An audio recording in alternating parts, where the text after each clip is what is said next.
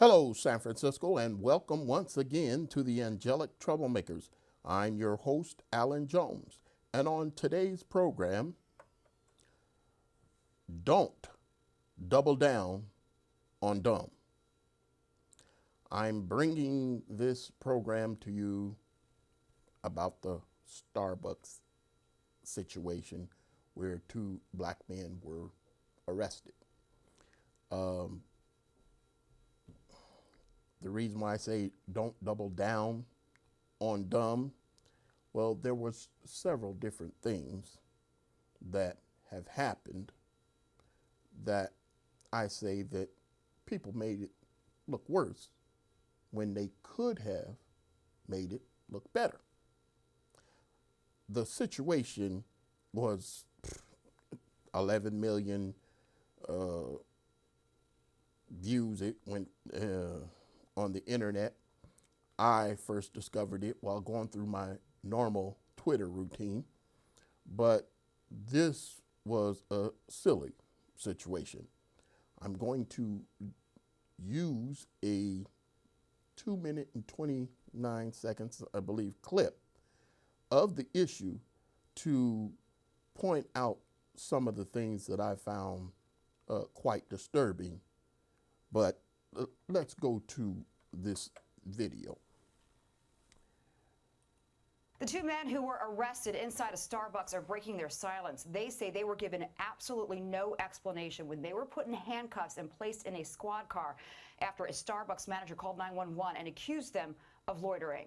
The two men handcuffed at Starbucks are speaking out. Their names are Rashawn Nelson and Dante Robinson, and they spoke to GMA's Robin Roberts. Thank you very much for being here. Nelson, seen here in the video, says he asked to use the restroom as soon as he walked in. He says the Starbucks manager told him it was for paying customers only. He says within 2 minutes of their arrival, the manager called 911. I have two gentlemen in my cafe that are refusing to make a purchase or leave. When Philadelphia cops got to the Starbucks, the men explained they were waiting for this friend to discuss a real estate deal. So when they do approach you, what do they say and how do you react? Well, initially, as soon as they approach us, they just say we have to leave. There was no question of, was there a problem here between you guys and the manager? What happened? When you were arrested, did they tell you what you were being arrested for? No, not at the time. He wasn't read any rights. Nothing. Just double lock, handcuffs behind our back, and escorted out and put into a squad car. What do you say to some people who say rules are rules, that Starbucks has a policy, you violated that policy? The police asked you repeatedly to leave, and you didn't. How do you respond to people who say that? What I say is I understand that. Rules are rules, but what's right is right and what's wrong is wrong. Philadelphia Police Commissioner Richard Ross is speaking out today after defending the arresting officers. The issue of race in this situation is not lost on me, and I should not at all be the person that is a party to making anything worse relative to race relations. Shame on me if in any way that I've done that. Starbucks will close 8,000 stores on May 29th for a day to offer racial bias training to all 175,000 employees. The store closures could reportedly cost Starbucks $12 million in lost revenue. The men who were not charged have not said if they will be filing lawsuits against Starbucks or the Philadelphia Police Department. Well, so there you have it. Now, in that clip, there was a few things that happened that I thought, no, you didn't do this right. The two men, Rashawn Nelson and Dante Robinson, they acted perfectly. And I hope they do sue.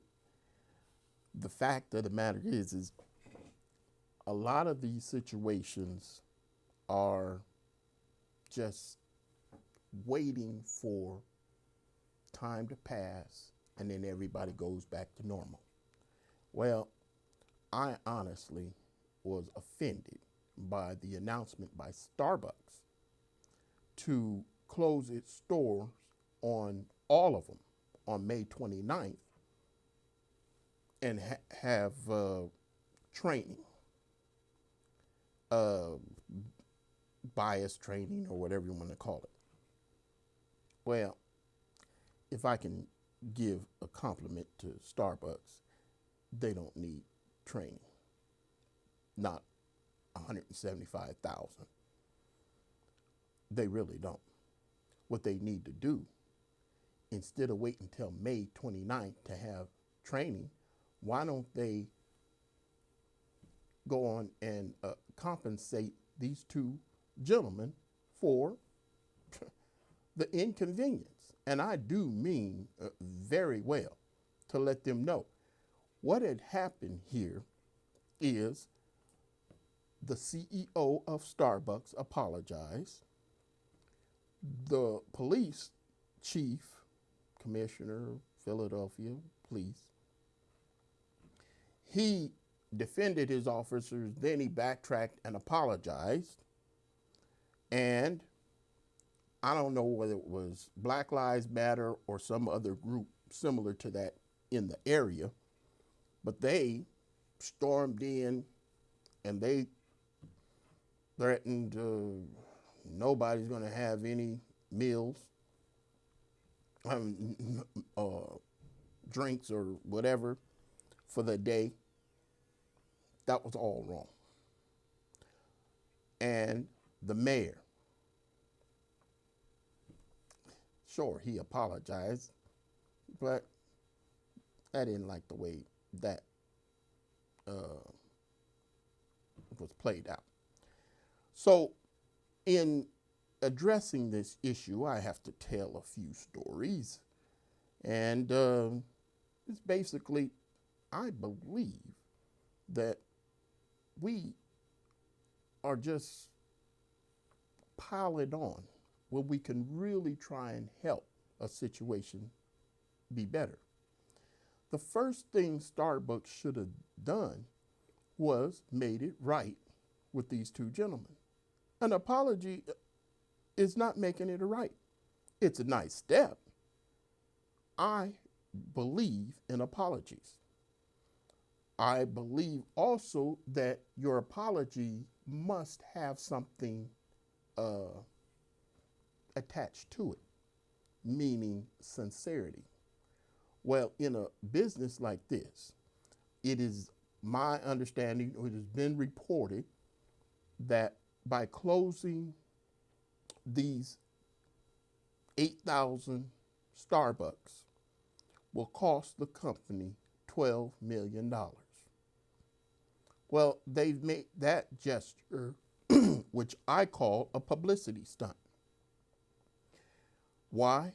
Because they would have, if they had just agreed to give these two gentlemen, again, Rashad Nelson and Dante Robinson, money to let them know, hey, we really are sorry. That would have been a better way to go. Now, a lot of people say, oh, well, you can't buy.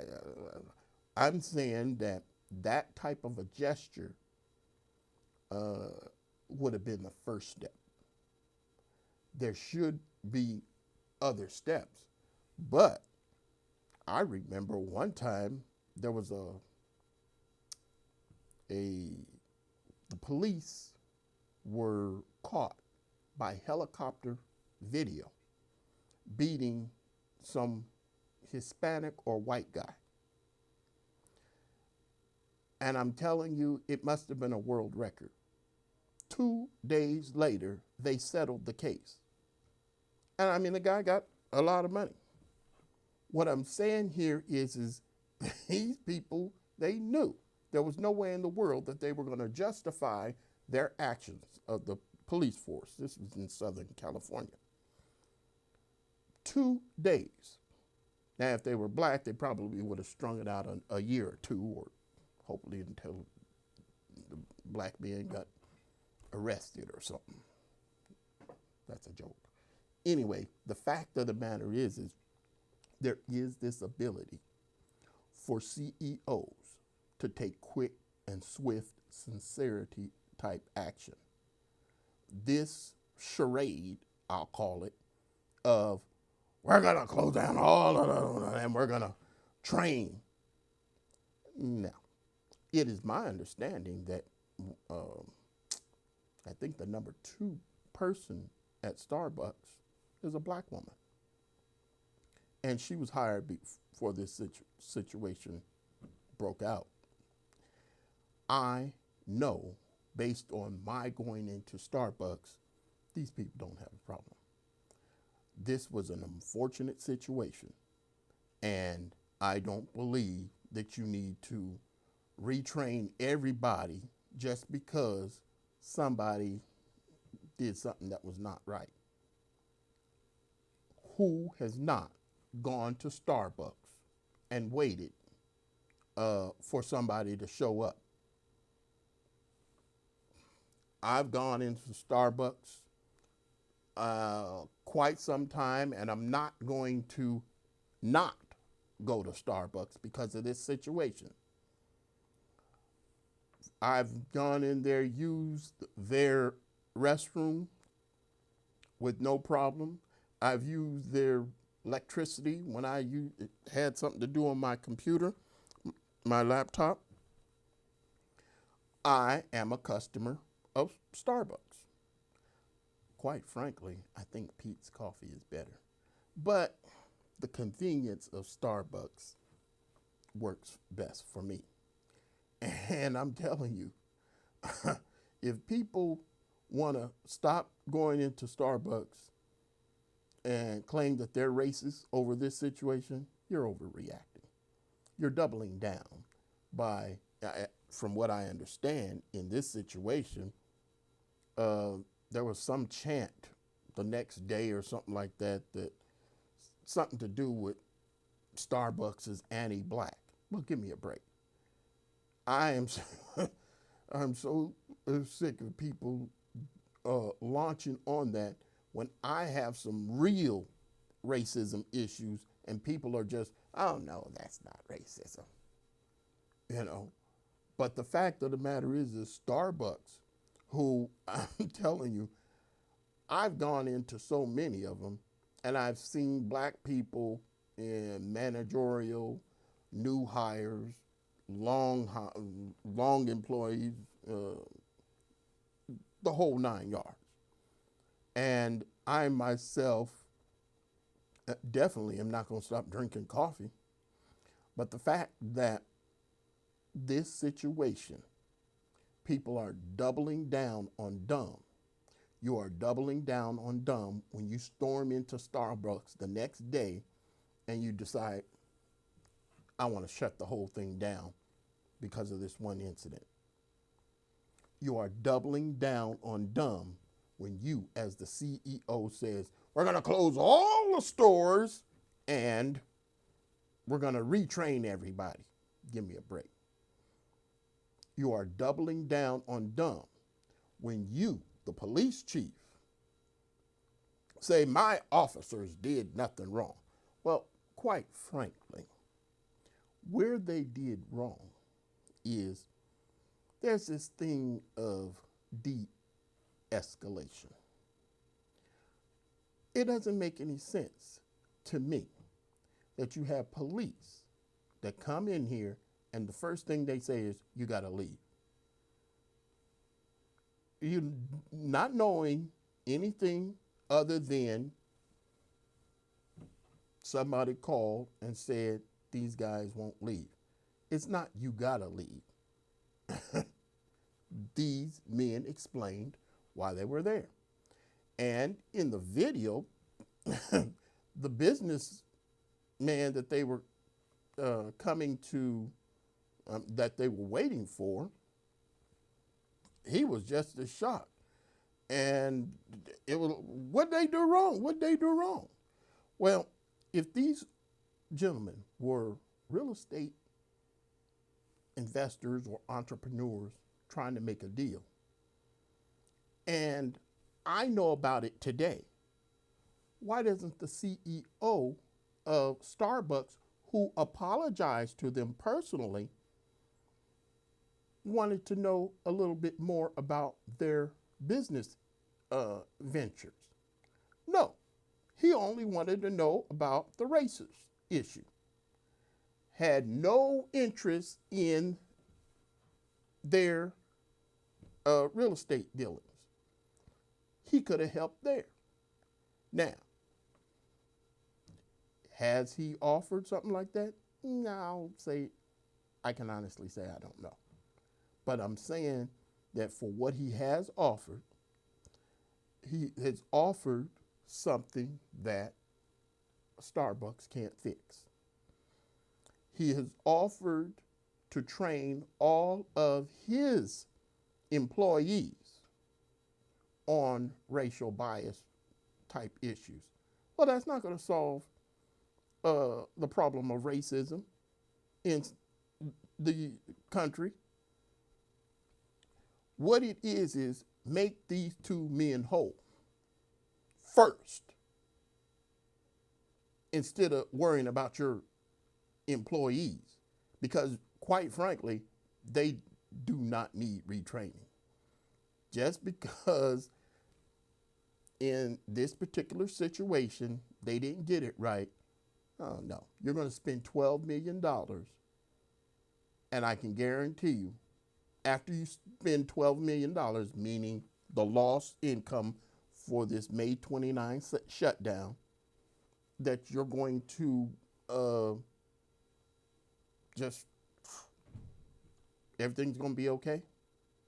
I need to read something to you about this situation, because I can't say enough good things about how these two gentlemen handle this situation. The Rashawn Nelson is quoted, if you'll pardon me for looking away, "When you know that you did nothing wrong, how do you really react to it?" Nelson said, "You can either be ignorant or you can show some type of sophistication and act like you have class." That was the choice we had. They showed class. There was no arguing with these two gentlemen. Now, they didn't have time to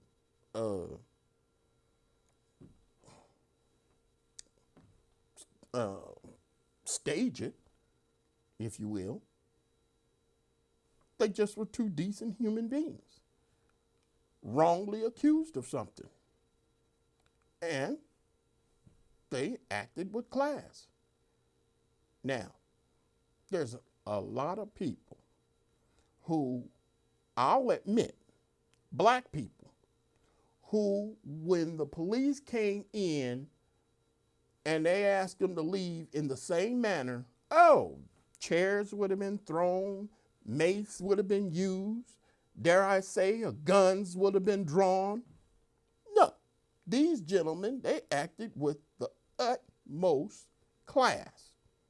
And you're going to put them on hold far as compensation. Because, sure, the attorney, he's licking his chops. They do have an attorney. And they're weighing their options.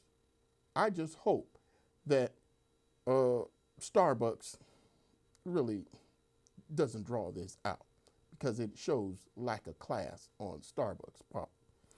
Here's another quote by Rashawn Nelson. "How do you handle it? Do you stand up? Do you fight? Do you sit down and just watch everyone else fight for you?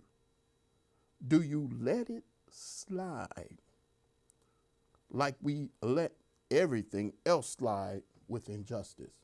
That's what has happened. He had choices to make. And him and his buddy, who I think they're childhood friends, I think they say they've known each other since 4th grade, just trying to get ahead. No criminal record at all.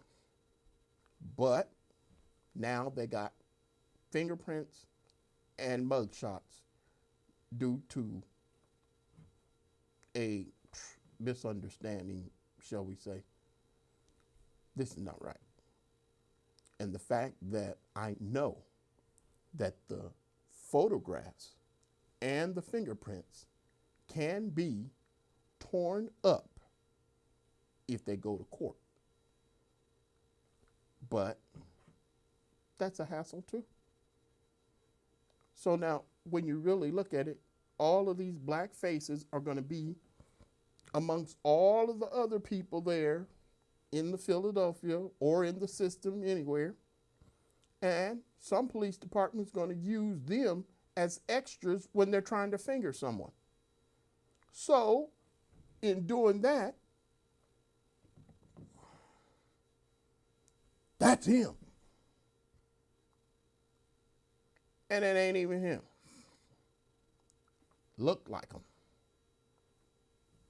I'm saying that we can't leave this situation to where it smooths out.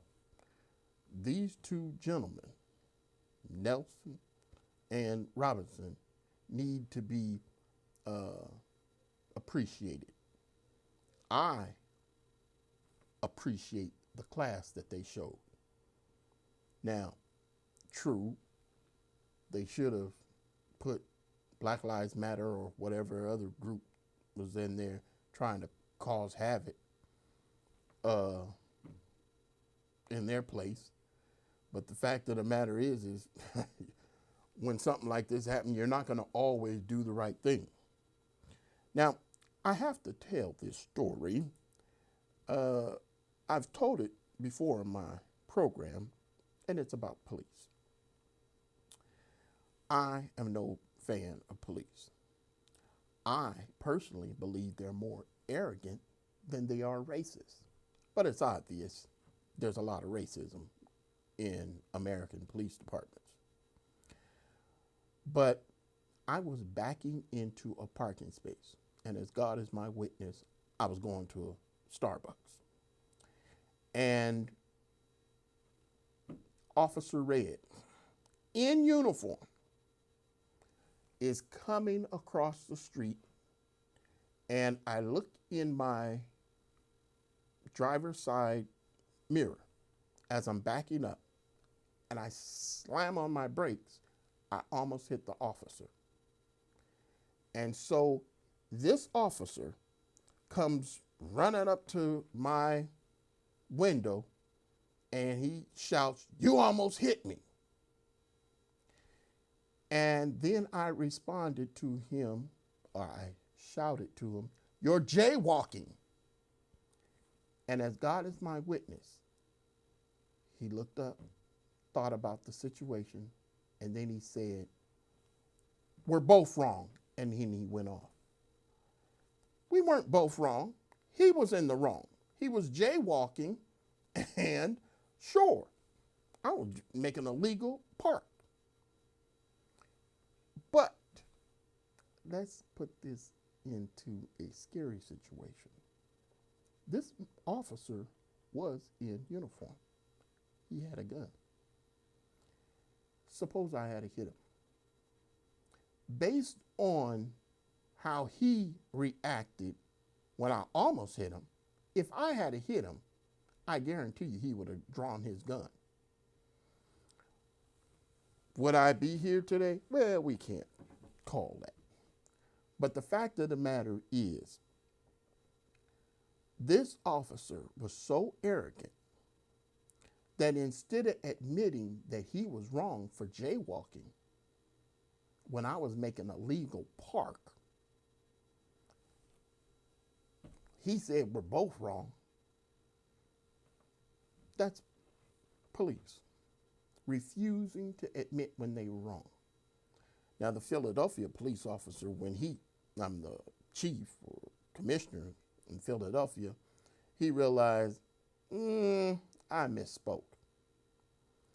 And he backtracked and did say